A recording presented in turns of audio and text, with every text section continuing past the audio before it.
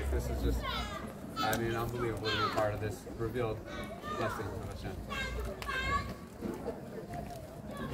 I gotta talk louder. All right. So, the Rebbe's, sorry, we'll talk a little bit of basketball because this is the only way I know.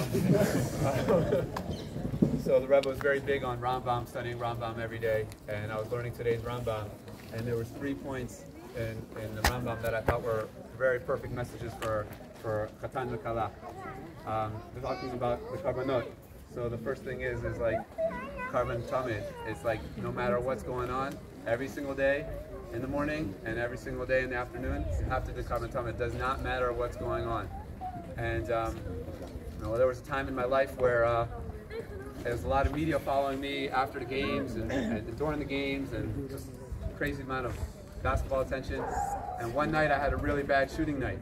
I think I was like 8 for 24. And I didn't want to go to the press conference after the game because I was embarrassed how I shot.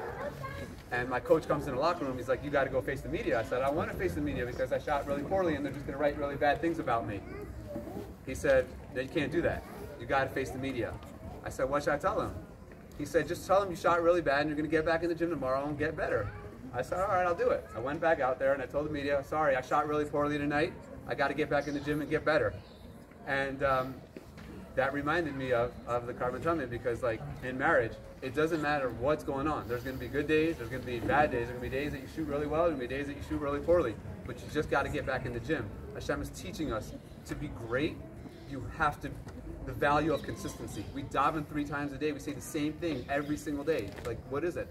Hashem, like, why do I say that over? Hashem's teaching us. If you want to be great, you have to understand consistency. Things are going well, things are going bad. It doesn't matter. You show up in the morning, you show up in the afternoon. That was the first lesson of today's Rambam pertaining to the Karbanot. The second one was Eish Tamid. There's always going to be a fire. Every single day, there's going to be a fire. No matter what, there's always going to be a fire. And when I was like, my mother's here somewhere, I don't know where, but Ima's here. My mother's here. She's the only one that lived through this with me. When I was a little kid, they came out with the new invention of you could take your tire off. You have a bicycle, you could take your tire off so no one will steal your tire and lock your tire to your frame. It was called quick release. I was the first kid in Baltimore to get a quick release, and I was so excited. I take my tire on and off all the time for no reason, just taking it on and off. And one day I took the tire off, put it back on, and I'm riding down the street, and there's like a big bump, and I'm going to do a huge wheelie. I do a huge wheelie, but I didn't put the tire back on, and while I'm in the air, the tire flies off, and I see it going, and I'm just in the air, and I flip over, and I end up in the hospital. I have major head damage, stitches in my head, stitches in my mouth. I was all busted up. They said it was a miracle that I actually walked into my own house. They couldn't believe that I knocked on my own door. My mother was there, and they rushed me to the hospital. Anyway, as soon as I got back home from the hospital, first thing I did was I got my jump rope. I went in the backyard. I don't know if Ima remembers this. I start jump roping outside in the backyard. And she comes down, my mother comes down. She sees all the stitches in my face, stitches in my mouth. What are you doing? And I said, Ima, you signed me up for basketball camp. I got to make sure I'm in shape. And I'm jumping rope with blood all over my face, literally. And I taught her right at that moment, look, if you love the game and you're fired up, none of this matters. You got to be fired up every single day. And I think that's the same thing with Judaism, and same thing in marriage. Point number 2, you got to be fired up every day. You're going to be tired. No matter what, you got to enjoy the day. Eish Tamid, every single day you got to be fired up. You can't be sluggish. Hashem doesn't want us going through the motions. Hashem wants us to be authentic and go 100%. You got to be fired up. And finally, the last lesson in today's Rambam was you have to take the ashes out. Every single day you got to take the ashes out. You can't leave them there.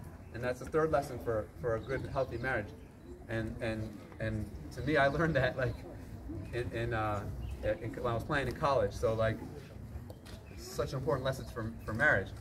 Like if I'm closing out on him, like go ahead, pass him the ball. Pass him the ball. All right, I close out. Right, that's how we close out. So my first day at college, they swing the ball. I close out, and I'm thinking to myself, man, I'm doing everything great. I was taught right. I had the best high school coach. I'm low. My hands are ready. My feet are ready, and I'm forcing in baseline. Everything's perfect. Coach blows the whistle, throws it on the floor. Goodman. I'm like, what? He's like, you can't close out like that in college. I'm like, what? That's how I've been taught my whole life. What am I doing wrong? He's like, in college, they're too good. If he passed the ball and then you close out, he already beat you to the basket. It's too late. In high school, you get away with it, but the players are so quick. You have to anticipate the pass and then close out. So even before he passes the ball, I have to anticipate. I got to be there on the catch. Now I could guard him. Otherwise, it's too late in college. So taking the ashes out for a good marriage, you can't wait for someone to say, hey, take the garbage out. Hey, this needs to be done. That needs to, it's too late. When you're a marriage in the big leagues, you got to anticipate. You got to know each other so well. You have to be so focused on details that before any stress comes, it shouldn't even enter the house. Hashem say, take the ashes out of here. Anticipate, close out early. These three things, B'ezrat Hashem, which you guys already exemplify, will help you live an incredibly happy marriage that brings Hashem a lot of nachat. That's all about just giving Hashem nachat.